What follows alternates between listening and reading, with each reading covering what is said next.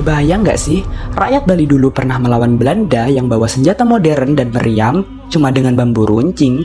Gimana caranya tuh bisa kejadian? Yuk, nonton video ini sampai habis.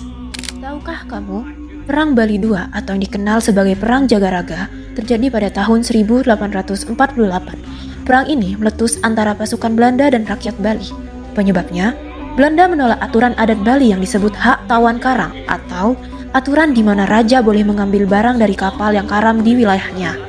Tapi, Belanda menganggap itu melanggar hukum internasional.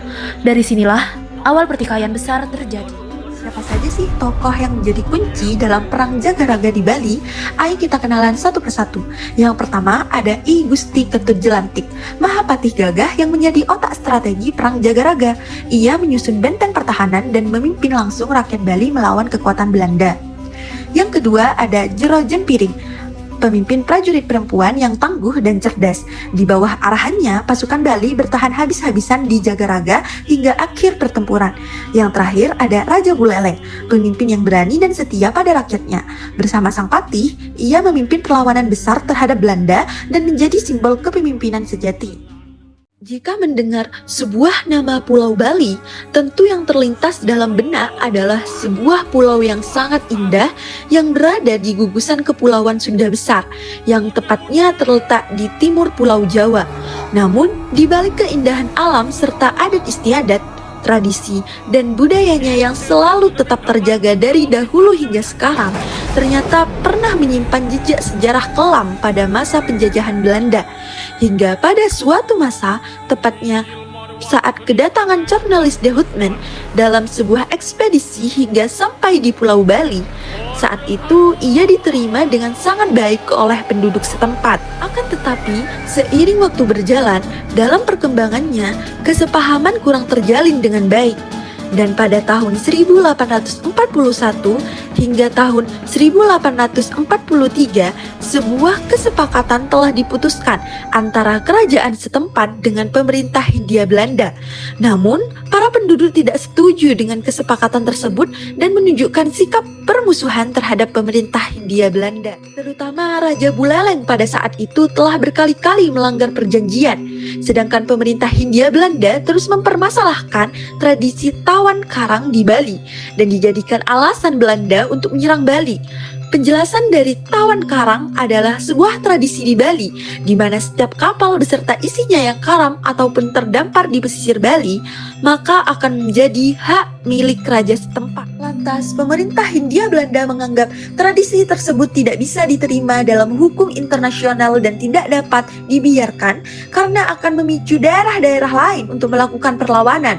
Hingga beberapa tahun kemudian, pemerintah Hindia Belanda mempersiapkan sebuah armada yang terdiri dari 23 kapal perang dan 17 kapal lainnya. Juga diperkuat dengan 1.280 orang serdadu yang dipersenjatai 115 pucuk senapan. Pada tanggal 20 Juni tahun 1846 Masehi, pasukan Hindia Belanda diberangkatkan ke Besuki yang dipimpin oleh Laksamana Maida, dan seminggu kemudian diberangkatkan ke Buleleng. Para pasukan dibawa dengan menggunakan kapal laut dengan kekuatan ribuan prajurit, yang di dalamnya ada sekitar 400 serdadu Eropa yang dipimpin oleh Letkor Gerhardus Baker. Sehingga setelah tiba di Bali, sebelum memulai peperangan, Raja Buleleng diberikan ultimatum sebanyak 3 kali dalam seminggu 24 jam. Namun semuanya berlaku begitu saja. Pada hari berikutnya, pasukan Belanda kembali datang di bawah pemimpinan perwira Abraham Johannes de Smit dengan perlindungan kekuatan senapan kapal laut. Sedangkan di pihak Bali, lebih dari 10.000 prajurit telah dipersiapkan untuk mencegah kapal-kapal Belanda untuk melakukan pendaratan.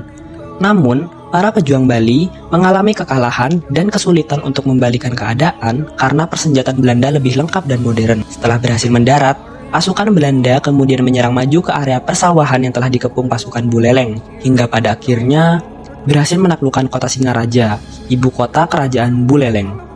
Kekalahan tersebut membuat Raja Buleleng, I Gusti Ngurah Made Karangasem, dan I Gusti Ketut Jelantik terpaksa menarik pasukannya mundur ke daerah Jagaraga.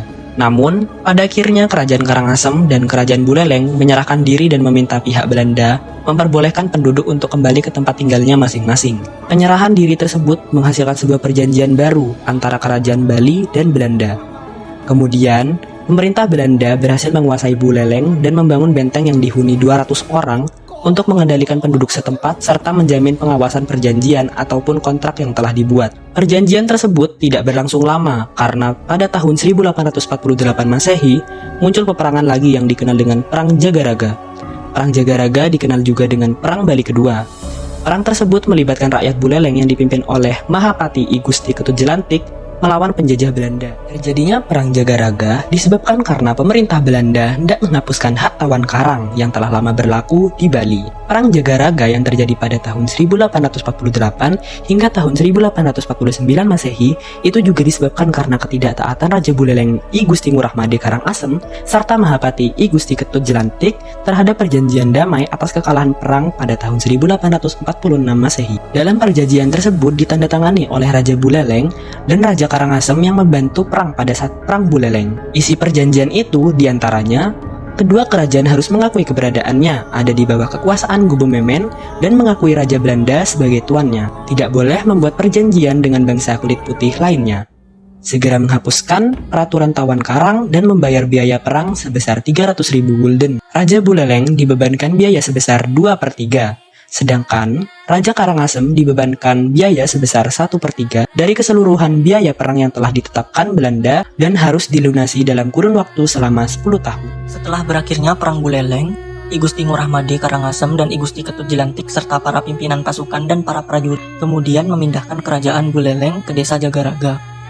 Pemilihan desa Jagaraga sebagai lokasi kerajaan Buleleng yang baru bukan tanpa alasan karena desa tersebut memiliki berbagai kelebihan. Di antaranya adalah karena lokasinya yang berbukit-bukit, memiliki banyak jurang yang bisa digunakan untuk melakukan serangan mendadak. Satu-satunya akses jalan penghubung menuju desa Jagaraga hanya melalui desa Sangsit, sehingga dengan mudah melacak kedatangan musuh. Jarak antara desa Jagaraga dengan Pabean tidak jauh, sehingga pergerakan Belanda dapat diketahui dengan mudah. Selain itu juga, istri I Gusti Ketut Jelantik berasal dari desa Jagaraga yang memiliki naluri perang yang cukup besar. Selama berada di Jagaraga, I Gusti Ketut Jelantik dan I Gusti Ngurah Made Karangasem mereka dibantu oleh Jero Jempiring. Dialah yang menyusun strategi perang dalam kurun waktu tahun 1846 hingga tahun 1848 Masehi. Selain membangun benteng, ia melatih teknik strategi perang bagi para prajurit Buleleng dan Jagaraga. Selain itu juga membangkitkan semangat berperang bagi warga Jagaraga dan menjadikan rumah warga sebagai tempat penyimpanan logistik perang serta meminta dukungan kepada raja-raja di Bali seperti Raja Dianyar, Raja Karangasem, Raja Kelungkung, Raja Mengui, dan Raja Jembrana, beserta persiapan berbagai senjata. Lambat laun, penjajah Belanda merasa semakin tidak nyaman selama menguasai Buleleng karena I Gusti Ketut Jelantik sering melakukan perlawanan sehingga menimbulkan huru-hara di sekitar wilayah Buleleng dan Pabean. Mereka menjarah kapal-kapal Belanda yang berada di pelabuhan Pabean, memboikot penjualan bahan pangan kepada Belanda dan mengabaikan semua perjanjian yang telah disepakati pada saat Perang Buleleng. Hingga pada tanggal 8 Juni tahun 1848 Masehi, penjajah Belanda melancarkan serangan melalui pelabuhan Sangsit dengan kekuatan 22 kapal perang yang dilengkapi dengan meriam. Namun, dalam penyerangan tersebut sebanyak 250 serdadu Belanda tewas dan kalah dalam peperangan. Kemenangan pasukan yang dipimpin oleh I Gusti Ketut Jelantik tak lepas dari strategi perang yang telah dipersiapkan secara matang sebelumnya, serta siasat perang yang berjalan sesuai rencana, di mana dalam strategi yang dijalankan tersebut dapat menggiring serdadu Belanda masuk ke perangkap Supitsurang atau Makarawi Wiwahana yang membuat pasukan musuh tak berkutik. Usai kemenangan dalam Perang Jagaraga yang pertama kalinya tersebut, I Gusti Ketut Jelantik menyadari bahwa Belanda akan melakukan pembalasan di kemudian hari. Untuk menindaklanjuti hal tersebut, I Gusti Ketut Jelantik dan Jero Jempiring senantiasa membakar semangat patriotisme para pejuang serta prajurit untuk mempersiapkan diri dalam menghadapi peperangan, yaitu dengan tetap latihan perang bersama pasukan gabungan lainnya. Selain itu juga tetap menjaga logistik tetap aman dan selalu waspada terhadap serangan mendadak dari pihak Belanda. Sementara itu di Batavia, tepatnya pada bulan April tahun 1849 Masehi, pemerintah Belanda mempersiapkan armada kedua dengan tujuan menggempur Bali demi membalas kekalahan dalam Perang Jagaraga sebelumnya. Dalam misi tersebut, pemerintah Hindia Belanda menugaskan Jenderal Michels dan Latkol L.C. de Brauw untuk memimpin armada dengan kekuatan 60 kapal perang dengan senjata lengkap. Sebelum melakukan penyerbuan, pihak Belanda mengirim pasukan khusus untuk mempelajari strategi perang yang diterapkan oleh I Gusti Ketut Jelantik. Jenderal Michels juga mencari cara dan petunjuk agar mudah membobol benteng utama Jagaraga, yaitu dengan melakukan gerakan memutar ke belakang lambung sebelah barat benteng pertahanan utama Jagaraga, yang ternyata hal tersebut tak pernah disadari oleh I Gusti Ketut Jelantik dan Raja Buleleng serta Jero Jempiring. Hingga pada tanggal 14 April tahun 1849 Masehi, armada Hindia Belanda merapat di Pelabuhan Fabian dan Pelabuhan Sangsit untuk mempersiapkan serangan dari dua arah. Mengetahui hal tersebut, kemudian I Gusti Ketut Jelantik bersama pasukannya menuju Pelabuhan Fabian dengan tujuan untuk melakukan perdamaian dengan Belanda. Namun, utusan Jenderal Michels menolak permintaan I Gusti Ketut Jelantik karena pihak Belanda telah mengetahui siasat dan taktik I Gusti Ketut Jelantik yang disinyalir akan mengulur-ngulur waktu agar dapat meminta bantuan pasukan kepada Raja-Raja Bali. Pada saat I Gusti Ketut Jelantik bersama Raja Buleleng beserta pasukannya kembali ke Jagaraga, ternyata Belanda telah menyerang habis-habisan benteng Jagaraga. Penyerangan itu dipimpin oleh Latkol C.A. de Brauw. Dalam pertempuran tersebut, pasukan Bali dipimpin oleh Jero Jempiring yang dibantu oleh sejumlah pasukan, di antaranya pasukan dari Jembrana yang dipimpin oleh Pankelap, pasukan dari Mengwi yang dipimpin oleh Gusti Nyoman Munggu, dan gabungan pasukan dari Gianyar dan Kelungkung yang dipimpin oleh Cokor Darai Puri Satria. Dengan menghulus dua buah keris, Jero Jempiring kemudian menyerukan perang puputan. Dalam pertempuran, tak ada satupun pasukan Jagaraga yang mundur ataupun melarikan diri. Para pasukan bertempur sepenuh jiwa raga hingga titik darah penghabisan.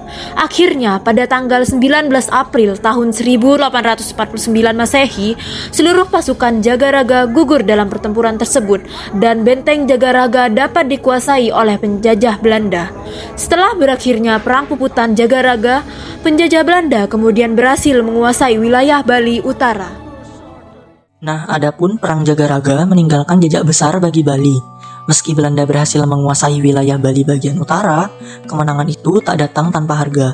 Ratusan prajurit Belanda tewas dan banyak daerah seperti Buleleng hancur lebur. Tapi di balik kehancuran itu, muncul satu hal yang jauh lebih kuat, yaitu semangat nasionalisme rakyat Bali. Kekalahan ini justru membangkitkan tekad untuk terus melawan penjajahan dan mempertahankan kehormatan tanah air. Dari sinilah api perjuangan Bali tak pernah padam. Nah, dari sini kita jadi paham nih, kisah Perang Bali bukan sekedar tentang peperangan, tapi tentang keberanian yang lahir dari cinta pada tanah air. Dari perjuangan mereka, kita belajar bahwa semangat melindungi bangsa tidak pernah usang oleh waktu. Kini giliran kita, generasi muda, untuk meneruskan api perjuangan itu lewat tindakan nyata. Belajar dengan sungguh-sungguh, berprestasi mengisi kemerdekaan, menghargai guru yang sedang menjelaskan, serta ikut berkontribusi positif bagi sekolah dan lingkungan sekitar.